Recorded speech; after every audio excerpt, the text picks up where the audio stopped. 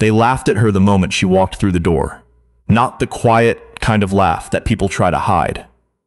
The open kind, the kind where nobody bothers to look away. Celestine Oware had driven 4 hours from Thunder Bay to get to that dealership in Mississauga. 4 hours on the Trans-Canada in January, with the heat in her truck running on its last leg and a coffee going cold in the cup holder. She'd seen the car listed online 3 weeks ago and had been patient, methodical, the way she'd been patient and methodical about most things in her 51 years of life. She'd called ahead. She'd confirmed the price.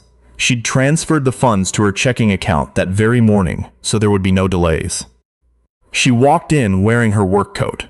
The dark green one with the worn left cuff, the one she kept meaning to replace, but never did because it still did its job, and she'd never been the kind of woman to spend money on appearances when function would do just fine. The showroom floor was white marble, or something made to look like it. The fluorescent lights hit it a certain way and turned everything a shade of cold blue. There were 3 salespeople visible. 2 men near the back wall, pretending to look at tablets, and 1 woman at the front desk who looked up, looked at Celestine, and looked back down again without a word. Celestine walked toward the far end of the showroom, where the car was. A 1987 Porsche 911 Carrera, slate gray, original Fuchs wheels, numbers matching engine, no rust on the floors, documentation back to the second owner. The listing had been almost too good. She'd been cautious, done her research, cross-referenced the VIN 3 times. Everything checked out. She walked around it slowly, crouched down by the rear quarter panel. Ran 1 finger along the seam above the wheel arch. "Can I help you?" The voice came from behind her, and even before she turned around, something in the tone told her this wasn't the kind of help that meant anything good. The man who said it was maybe 35, in a fitted suit that was slightly too short in the sleeve. His name tag said Brent. He was smiling the way people smile when they've already decided on something. "I'm here about the Carrera," Celestine said, straightening up. "We spoke on the phone Wednesday. My name is Celestine Oware." Brent's smile didn't change. He looked at her coat, then at her boots, work boots, steel-toed because she'd driven straight from sight, then back at her face. "Right," he said. "This one's actually spoken for. We've got a gentleman coming in Saturday." She looked at him. "I called Wednesday. I confirmed it was available." "Things move fast," Brent said. From somewhere behind him, a low sound. Not quite a laugh. The kind of sound a person makes when they hear something they think is obvious. Celestine turned. The 2 men near the back wall had drifted closer. One of them, older, with the kind of tan that came from somewhere with a golf course, had his arms crossed and was watching her with an expression she recognized immediately. The expression of a man who had already placed her somewhere in his understanding of the world and was waiting for her to confirm it. "Maybe something in your price range," Brent said, and gestured vaguely toward the opposite end of the floor. "We've got some great. I have the funds," Celestine said. She wasn't loud. She wasn't anything other than steady. "I transferred this morning. The car was listed at $94,000. I can show you the confirmation." Silence. The woman at the front desk had looked up again now. The man with the golf course tan uncrossed his arms. "984, Brent repeated, and there was something in the way he said it, a fraction of a second of disbelief, that he didn't quite manage to cover. "984, she said. "If you're watching this and thinking, how does a woman in a work coat have that kind of money? Then you're asking the exact question that Brent was asking. And that question is the whole story. Celestine had spent 23 years building her company. Not inheriting it, not marrying into it, not getting lucky on something speculative. Building it with her hands and her mind, and a stubbornness that her mother used to call a gift and her ex-husband used to call exhausting. She'd started small. A one-woman electrical contracting outfit operating out of the back of a Dodge Ram she bought used in 2001. She'd gotten her red seal at 31, which was later than most, and earlier than she'd expected, given that she'd also been raising her daughter Imani alone through most of her 20s. She'd done the math on what it would cost and what she would need, and she'd done it anyway. Woke up at 5, studied until 7, got Imani to school, went to work, came back, cooked something, put Imani to bed, studied again. For 3 years, that was the shape of every single day. When she passed her exam, Imani had been the one to open the letter. By 2015, Celestine's firm, Oware Electrical, had 15 employees and contracts with 3 mid-sized commercial builders in Northern Ontario. By 2020, in the middle of everything falling apart, she'd done the thing that everyone told her was too risky and pivoted to industrial infrastructure. EV charging networks. Battery storage systems for remote communities. Things that were coming whether the old money believed in them or not. The Porsche wasn't a vanity purchase. That might be hard to understand, but it was the truth. Her father had owned a 1978 91 SC when they first came to Canada, the year she was 4. He'd sold it in 1991 when times got tight, and he never owned another one.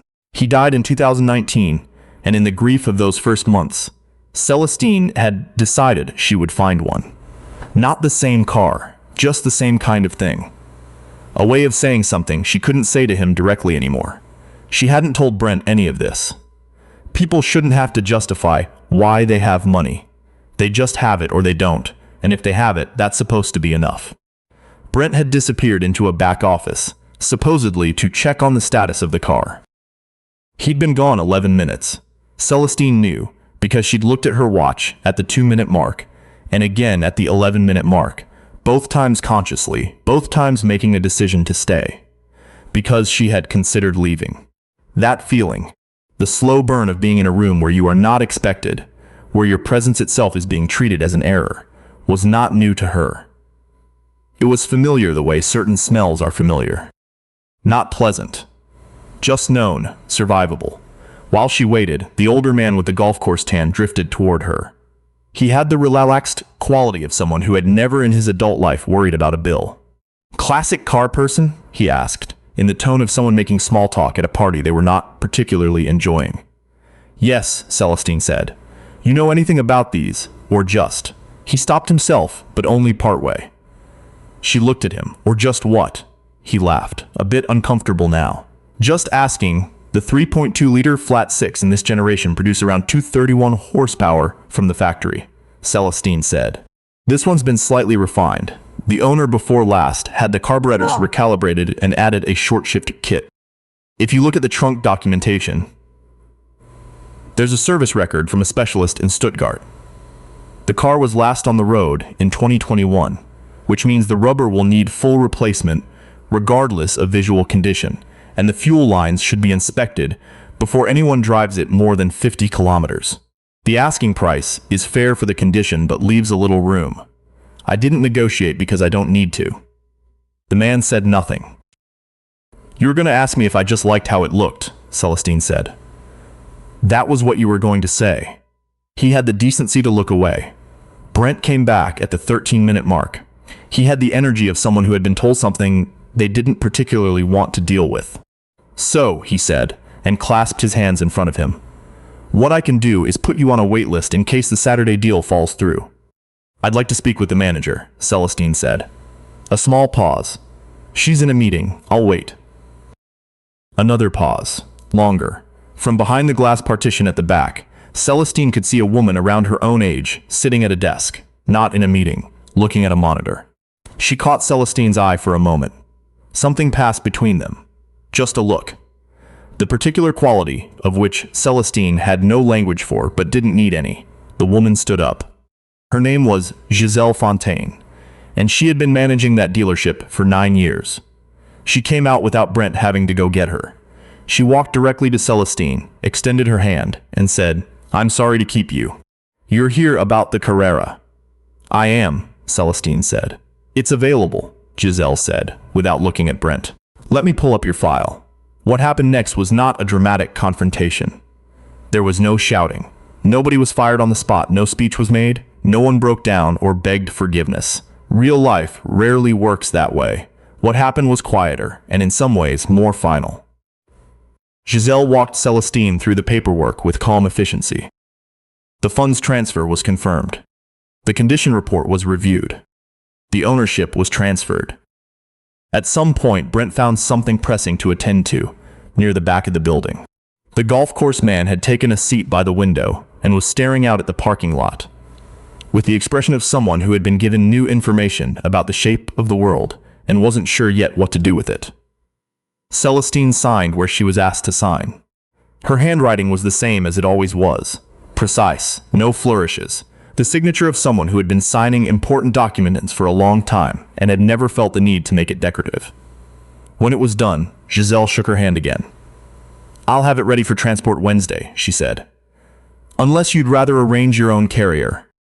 "I'll arrange my own," Celestine said.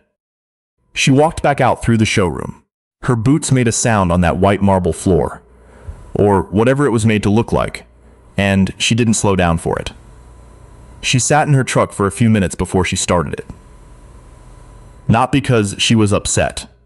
She'd been handling that kind of thing since she was a young woman standing in rooms where no one expected her, and she'd learned a long time ago not to let it live in her body longer than it needed to. You feel it, you name it to yourself, and then you make a decision about what you're going to carry forward and what you're going to leave behind in the parking lot. What she was sitting with in those few minutes was her father. Celestine was 51 years old, and she still sometimes talked to him when she was alone. Not out loud, usually. Just in the way thoughts address themselves to someone specific rather than nowhere. She thought about him selling that SC in 1991. She'd been 17. She remembered his face when the man had come to pick it up. Not devastated, exactly, but something adjacent to it. The face of a man quietly swallowing something. She thought about all the rooms he had stood in, where no one expected him to be legitimate. All the conversations that had started the way conversations started for her. The way he had moved through those rooms anyway, steadily, without making it anyone else's problem. You do the work, he used to say. Not as a philosophy. Just as a fact. You do the work and you don't ask the room to adjust. She had spent 30 years not asking the room to adjust. And she had arrived, again and again, in rooms that had not been built for her, and she had done her business in those rooms and left and come back, and the rooms had slowly, reluctantly, accommodated that reality. A gray Porsche 911 Carrera was being transferred into her name on a Wednesday in January. Her father would have laughed. Not the bitter kind. The real kind, the deep one that started somewhere in his chest. She started the truck. Imani called her on the 400 going north, the way she always called when she knew her mother was driving, because she knew Celestine would be using the hands-free and wouldn't be able to look at her phone and let it ring. "How'd it go?" Imani said. "Not a question, exactly." "Good," Celestine said. "Did anyone give you trouble?" A pause. Outside, the Ontario winter was doing what the Ontario winter did in January. White and flat and absolute. "A little," Celestine said. Imani was quiet for a moment. She was 29 now, working in healthcare administration in Ottawa, and she had inherited her mother's steadiness along with her mother's tendency to take a breath before she responded to anything that mattered. "But you got it," Imani said. "I got it." "Good." Another pause. "Dad would have." "Yeah," Celestine said. "I know." They drove in silence for a while, which was a thing they could do together without it being uncomfortable. Imani had always been good at that. Even as a child, she'd understood that sometimes the presence of a person was the point, not the conversation. "I found a photo of Grandpa's old car," Imani said eventually. "The SC. In that box of his stuff I was sorting through. It's actually incredible, Mom. He's leaning against it, and he looks like he owns everything." "He did," she said. The carrier picked up the Porsche the following Wednesday as arranged.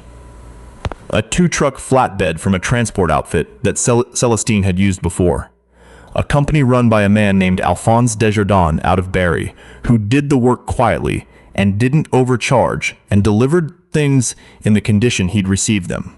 She trusted him the way she trusted a handful of people in her professional life. Based on record, not feeling. She was on a job site when she got the confirmation text. Standing in a gravel lot outside of Nipigon, with her hard hat on and her boots in 4 inches of mud, reviewing a load calculation with her site supervisor, a young guy named Tobias, who had started with her the previous spring. He was 24 and meticulous, and afraid to be wrong about anything, which she'd identified early as something she could work with. "We're good," she told Tobias, handing the clipboard back. "Run it by Kemi before she leaves today." Tobias took the clipboard, then hesitated. "Can I ask you something?" She looked at him. "How do you know when to trust your own read?" he asked. "Like, when there's pressure from above and you think you've got it right, but everyone else is." "You do the calculation again," Celestine said. "Clean. No assumptions, and if it comes out the same, you stand on it." He nodded slowly. "The way young people nod when they're absorbing something?" he asked. "Then you show them the calculation," she said. "That's all. You don't argue. You show." The car arrived at her property on a Thursday afternoon. She lived 20 minutes outside Thunder Bay, on a piece of land she'd bought in 2008 when the price was right and the neighbors were few. There was a main house, a separate workshop big enough for 3 vehicles, and a line of spruce along the north edge that caught the wind off the lake in winter and turned it into something almost bearable. The transport truck backed carefully down her gravel drive. Alphonse Guy, a young man who said his name was Garrett, efficient and careful in the way of someone who takes his work seriously, ran the flatbed down and eased the Porsche off with the patience of someone moving something worth caring about. When it sat on her gravel, in the flat gray light of a January afternoon, it was exactly what it had been in the photographs.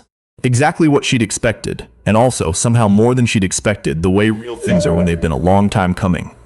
She walked around it, same way she'd walked around it in the showroom. Same crouching inspection at the rear quarter. Same hand along the seam above the wheel arch. Garrett watched her and said nothing, which she appreciated. She opened the driver's door and sat down. The interior smelled like old leather and time. The steering wheel was original. The gauges were original. Everything that should have been kept had been kept, and nothing unnecessary had been added. And sitting in it was the particular satisfaction of finding something that was exactly itself. She did not start it. She wasn't going to start it until she'd gone through the full mechanical inspection herself. And that wasn't today. Today was just this. She sat in her father's car. Not his car, not the same car, but the same idea of a car. The same statement, made in fiberglass and steel, and looked out through the windshield at the spruce trees, bending in the January wind. If you're still watching, you already know this story isn't really about a car.